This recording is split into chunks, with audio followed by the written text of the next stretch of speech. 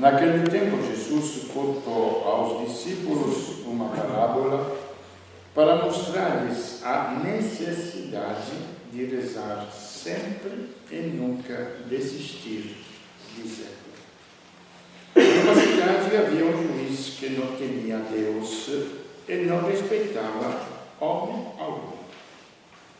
Na mesma cidade havia uma viúva que vinha à procura do juiz, pedindo: faz-me justiça contra o meu adversário. Durante muito tempo o juiz se recusou. Por fim, ele pensou: eu não temo a Deus e não respeito homem algum. Mas esta viúva já está aborrecendo. Vou fazer-lhe justiça, para que ela não venha a agredir-me. E o Senhor acrescentou: escutai o que disse este juiz injusto. E Deus não fará justiça aos seus escolhidos que dia e noite gritam por ele? Será que vai fazê-los esperar? Eu vos digo que Deus lhes fará justiça bem depressa. Mas, o Filho do Homem, quando vier, será que ainda vai encontrar fé sobre a terra? Palavra da salvação. Glória ao Senhor.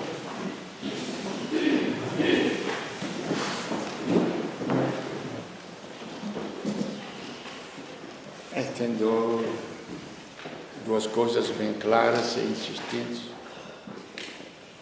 Primeiro, no ato de contrição, onde a gente falou que os desígnios de Deus são diferentes dos desígnios do homem. Mentira. Mentira lavada.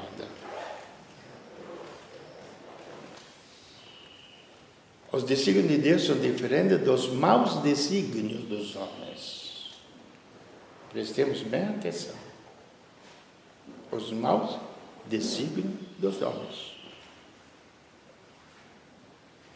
Mas o desejo que está dentro de todo ser humano, igual ao desejo de Deus. Por quê? Partindo de um princípio muito claro, quem é Deus? A primeira pergunta, quem é Deus? O ser. Se admitimos que existe um Deus.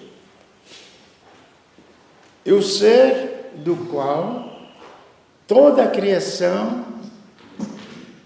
todo ser humano, todo bicho, toda existência da Terra recebe de uma maneira ou de outra, dependendo das suas qualidades, a existência. Para vocês terem uma ideia muito mais clara ainda, se nas regras que regem o universo, que existe o ar, se Deus, aqui sempre, se admitimos que Deus é o ser, desculpe a minha maneira chata de falar, que nós falamos muito Deus, Deus, Deus, da boca para fora, mas na realidade não temos Ele como presente. Se Ele tirar o ar, simplesmente por 5 minutos, não mais do que isso, 5 minutos, nós temos a terra inteira coberta de cadáveres.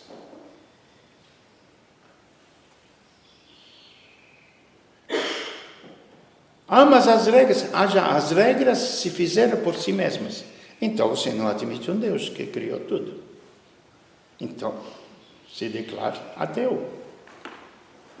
Não diga que você acredita em alguma coisa. Porque você tem que acreditar em alguma coisa muito real, muito prática. Crer no fantasma é como crer nos sonhos. Quando você acorda, o sonho acabou. E você ficou com o quê nas mãos? Simplesmente um sonho. Um vazio.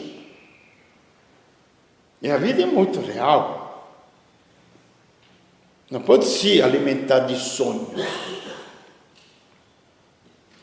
Então, se nós criamos os nossos sonhos, aí já estamos fora do sentido que a gente chama de religiosidade. Porque religiosidade tem só um sentido: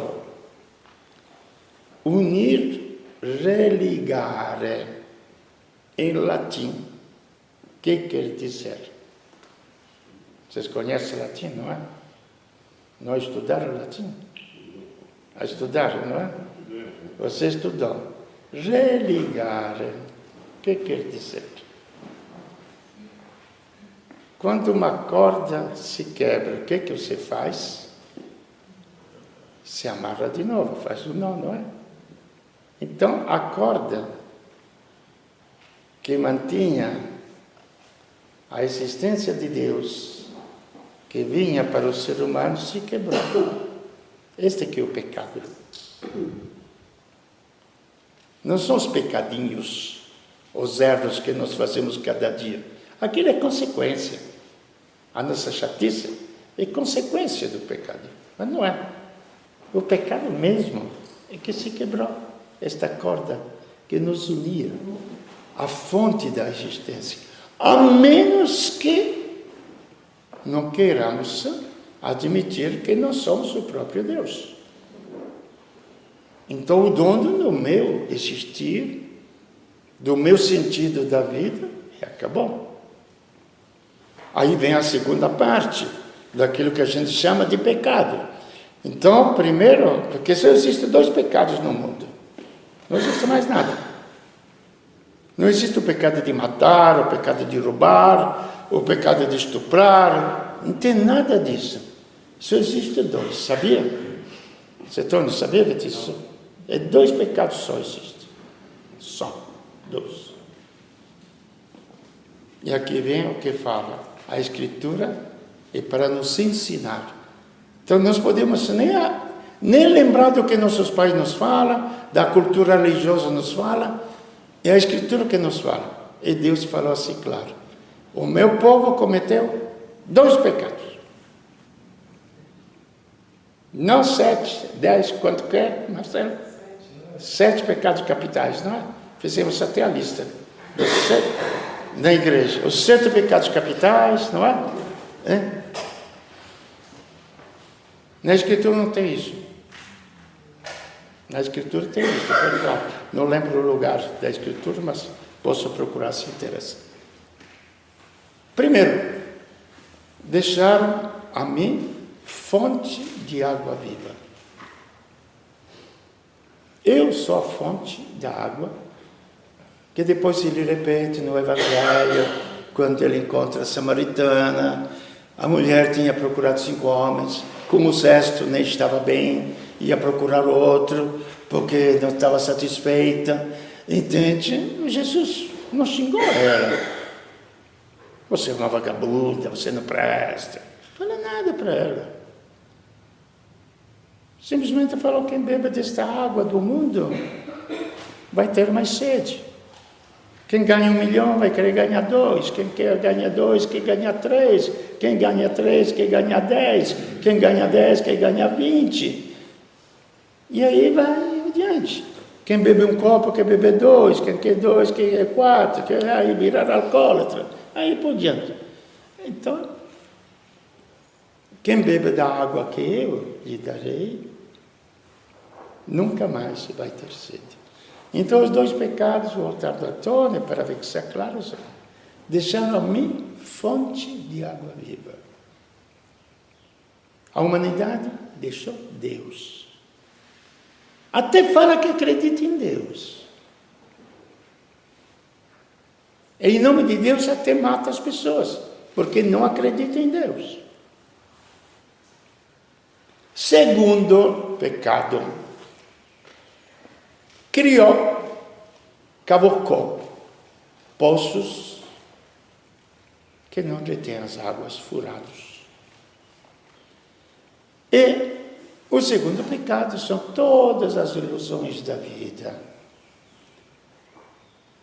Se eu casar, vou ser feliz. Se eu tiver filho, vou ser feliz, vou me preencher. Se eu ganhar tanto dinheiro, vou ser feliz.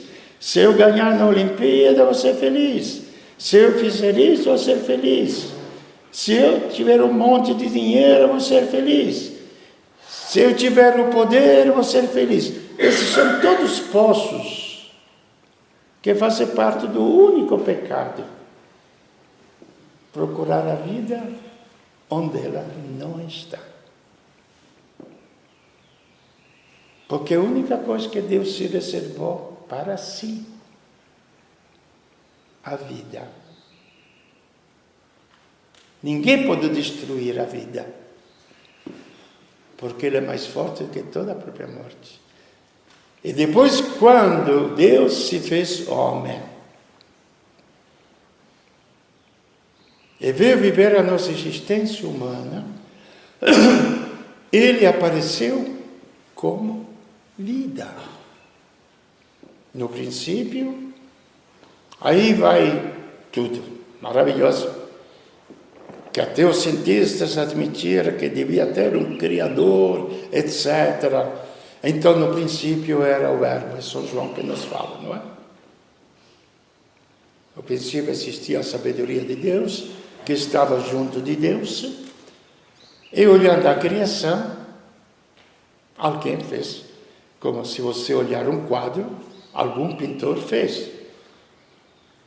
Se olhar uma escultura, algum artista fez. Se olhar uma arquitetura, uma igreja, alguém construiu. Se olhar uma casa, alguém levantou. Então, sempre tem alguém atrás. Até aí tudo bem. Mas ele está por sua conta, nós estamos por nossa conta, não é? Mas este verbo, aí que está o grande problema. Se quisermos acreditar, se não quisermos acreditar, livre cada um de fazer. Este verbo era Deus, tudo bem, aí chegamos, completamos. Nele havia a vida. Nele estava a vida.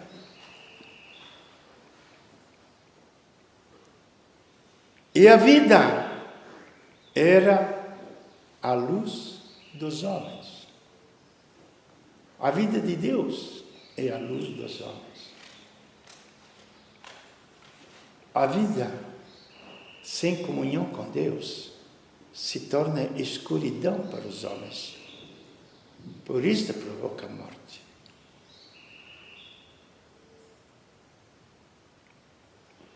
E não é difícil explicar isto. Eu olho um pouquinho os animais. Quem que ensina, a gente tinha os cachorros aqui, quando eles se reproduziam, quando nasciam os filhotes, quem que ensinava? Os homens somos mais burros que os animais, não é? Porque os homens, quando tem filho, tem que aprender como cuidar do filho, não é? Vocês que tiveram filhos, não é?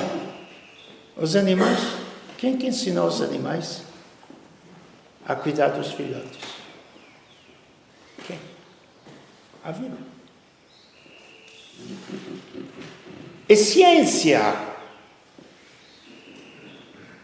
A vida é ciência. É conhecimento, é ação. Não é um nome vazio.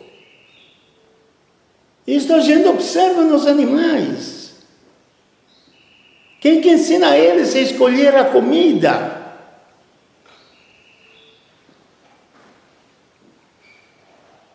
Isto Deus colocou.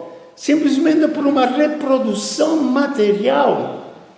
Não se instinto, vocês podem dizer, mas são os instintos dos animais. Mas de onde que vem esses instintos, gente? De onde que vem esses instintos? É uma reprodução simplesmente material. E este verbo que nele havia vida, se fez homem. E para quê? Por quê? Ele se fez homem para comunicar. O que aconteceu? Quando este verbo que criou todo o universo se uniu no ventre de Maria, nesse templo, eu não chamo de igreja, porque a igreja é outra coisa, nesse templo onde ele pudesse habitar, que era um corpo humano. Um corpo humano com suas qualidades humanas. Tanto que ele trabalhava para ganhar o pão de cada dia, já uma qualidade humana.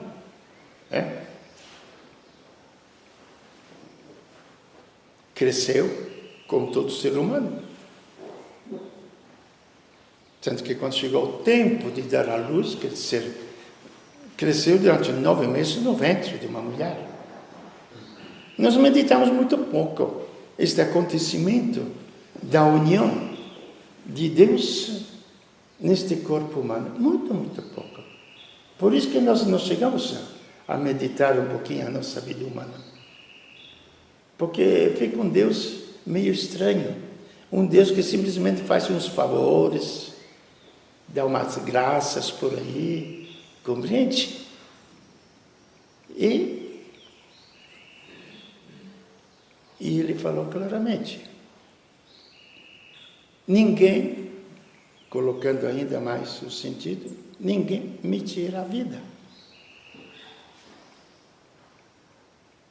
Eu dou a vida livremente, porque eu tenho o poder de dar a minha vida e eu tenho o poder de retomar a minha vida quando eu quiser. Outro dia alguém me perguntou, estava até embaralhado, não lembro se foi alguém de vocês, que perguntaram, mas Cristo sabia que Judas iria traí-lo? Já ouviram esta pergunta? Por que ele aceitou? É gozado que todo mundo se lembra e pergunta se sabia Cristo que Judas iria traí-lo. Mas ninguém se lembra onde Jesus fala livremente que ele não dependia de Judas. Isso ninguém até agora, em livro nenhum eu encontrei. Antes que Judas o traísse, ele já tinha falado que ia oferecer a sua vida. Ele já tinha falado que ninguém tinha o poder de lhe tirar a vida. Porque ele iria oferecer a sua vida. Então, independente de Judas, independente da traição de Judas, é uma liberdade total em sentido da vida. Por quê? Porque ninguém podia lhe tirar a vida. Tanto que a demonstração mais clara foi o quê? Que quando os homens roubaram tudo o que ele tinha, o nome, a honra, a vergonha, tudo, e o povo inteiro o abandonou. Ele quer a vida simplesmente, retomou aquele corpo e o transformou, um corpo humano, mortal, o transformou num corpo imortal. É a história da vida. Agora, sendo assim, muda a nossa fé, a nossa maneira de compreender. Nós não podemos compreender a nossa fé, que eu chamo de cristã. Ela tem um nome. Não é um nome qualquer. Fé em Deus. Não. É fé cristã. Porque exatamente ele, tendo se feito criatura humana, trouxe essa vida para comunicar a toda criatura humana, entre os quais nós existimos. Aqui, tem outra conversa. Muitos de vocês têm filhos, não é? Todos nós somos filhos de nossos pais. Vocês geraram seus filhos para ser cachorro? Me desculpe, não quero ofender. Para ser gato?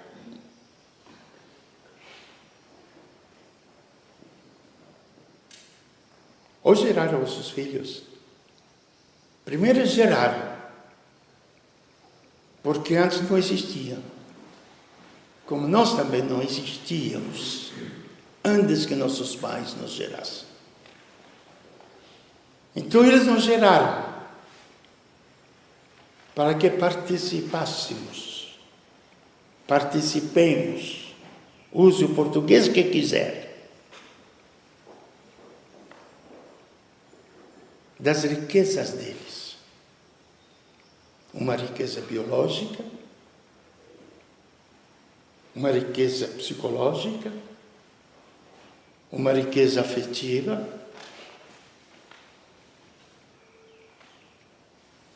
nos formaram, nos educaram, tudo de graça, para que nós participássemos de uma vida humana digna. É gozado que todo mundo fala de uma vida digna, todo mundo fala os direitos humanos, mas ninguém sabe o que é o direito humano.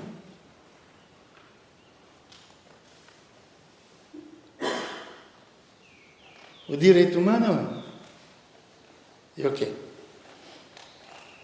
Alguém tem que me definir o que é o direito humano.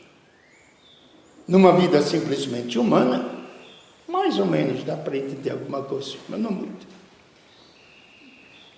O problema nasce, sabe quando? Quando no mundo inteiro fala que nós temos quase 2 bilhões de cristãos. E outros tantos, assim chamados, pessoas religiosas.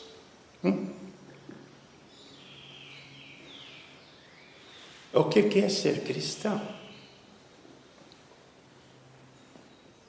Deus nos chama, aí, mais uma vez, não é o Frei Vitório que está falando. Vocês podem me acusar de muita coisa e muito defeito, tá? Ó, tem tudo razão. De mentira, não.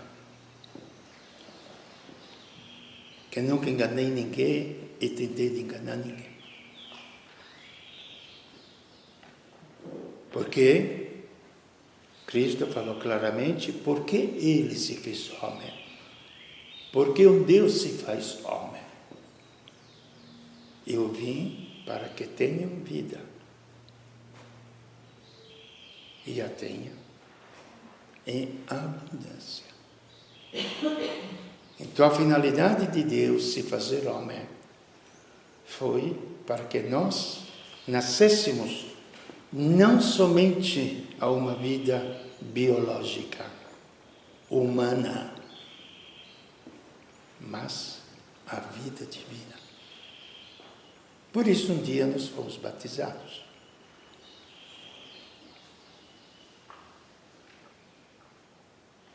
E nascimento, a vida de Deus. Aqui que se conclui a história. Se vocês, pais da terra, geraram os filhos para participar de vossa vida humana, de vossa riqueza até humana, porque Deus nos gera? Para nós ficarmos miseráveis?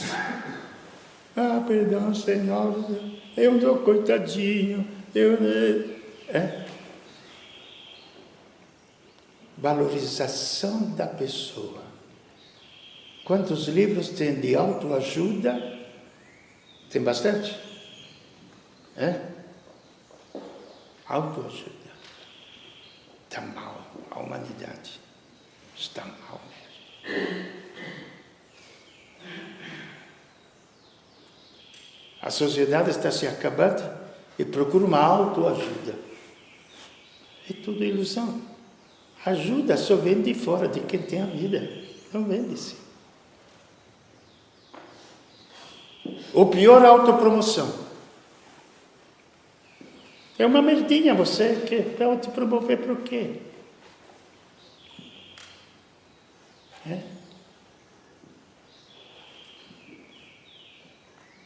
Agora, é gozado. Quando Deus fala que é o próprio Cristo, que é Deus, no Evangelho, quando nós encontramos o Evangelho que Ele fala, temos que lembrar no comecinho. E aquele verbo, aquela sabedoria que criou o universo, e que se fez carne, e que na pessoa daquele carpinteiro não falava como os sumos sacerdotes, como as coisas, entendeu? Os interpretadores da lei. Não, ele falava simples, falando da valorização da pessoa humana. Vocês já viram isso no Evangelho?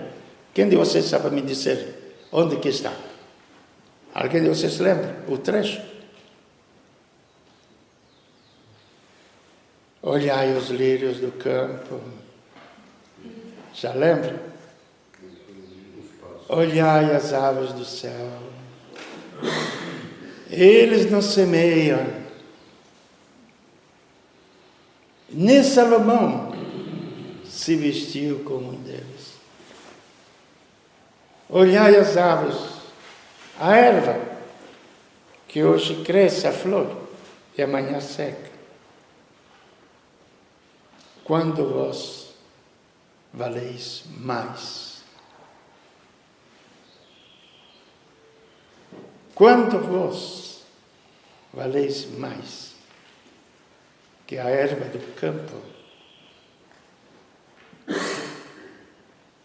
que os lírios e que os pássaros. É Deus que fala da nossa valorização.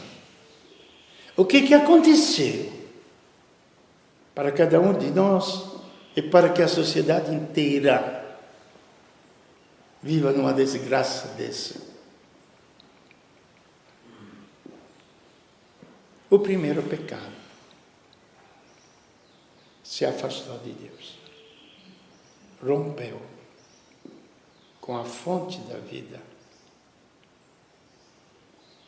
E como para os bichos é simplesmente uma vida natural, biológica, ela continua funcionando, no ser humano, não. No ser humano, não. Que o ser humano é espiritual, feito à imagem de Deus. Aí separou a parte espiritual de Deus, ele vira até demônio.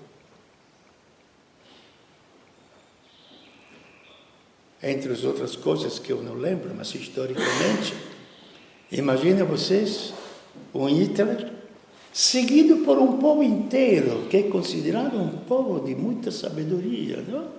De muita ciência, um povo alemão. Não tenho nada contra o povo alemão, mas a raça pura, filósofos, a raça pura, gozado. Também Deus quis construir uma raça pura, não é?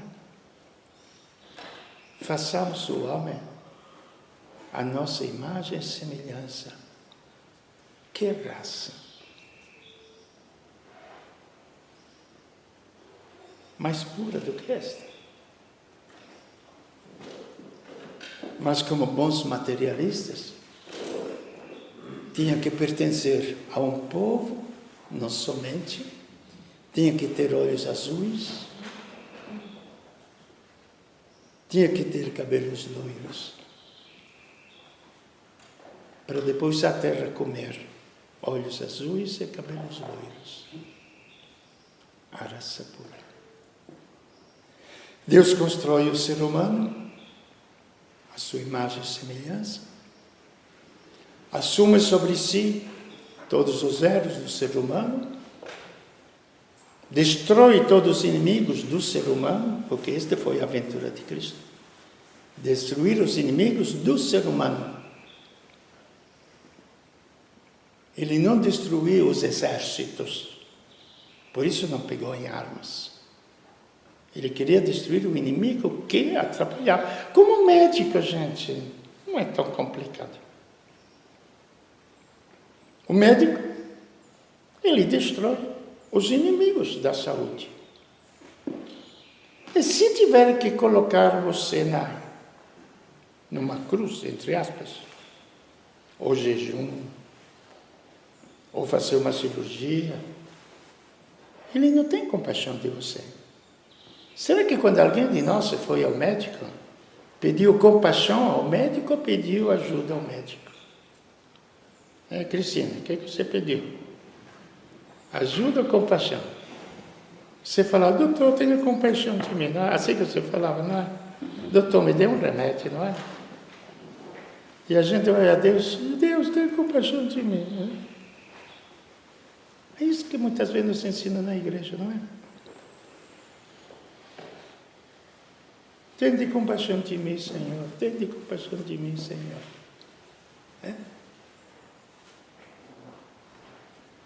Doutor, faça o que precisa. Vai doer. Paciência. Não faça o mal possível. Paciência. Tanto que veja bem que o médico nos ama mesmo quando abre o nosso peito com uma célula. Não é? Gostar do médico nos ama. Assim também Deus nos ama. Mesmo não quando Ele me dá visões extravilhantes, maravilhosas. Mesmo quando Ele me coloca na cruz. Mesmo quando tudo falha na vida humana. E o momento em que Ele mais me ama. Mas isso, gente, só podemos compreendê-lo se compreendermos esta finalidade que Deus veio para trazer à sua vida e que Ele nos chamou e nos criou para participar da sua vida. Nunca esqueça essa meditação, gente. Nossos pais da terra nos criaram para que do nada nós pudéssemos participar da vida humana deles. É bonito quando os pais, humanamente eu acho errado, mas humanamente é bonito. Eu quero que meus filhos tenham tudo o que eu não tive. Quero o melhor para eles. Não é assim? Então, se Deus é Pai, Ele não vai querer o melhor para nós. Só que se um filho foge de casa, passa fome, entra na droga, se acaba, e os pais não podem fazer nada. Não tem jeito. Aí é assim com Deus. Se nós fugimos dele, ele não pode realizar em nós aquilo que é o seu sonho. Aí não é mais o meu sonho.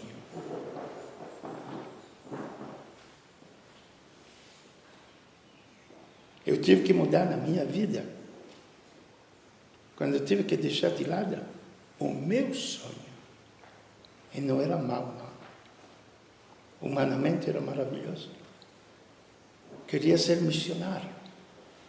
Queria dar a vida para os outros.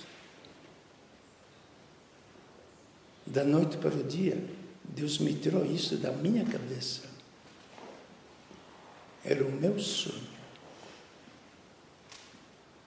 Entrei num túnel que não tinha fim. Aonde descobri a verdade. Entenderam? Porque tudo foi feito por Ele. Última parte, e termina. E tudo foi feito para Ele. Nada é inútil. Tudo tem que voltar para Deus. Porque tudo tem que voltar para a vida. Esta é a história de Deus. Ter fé e crer que isto existe.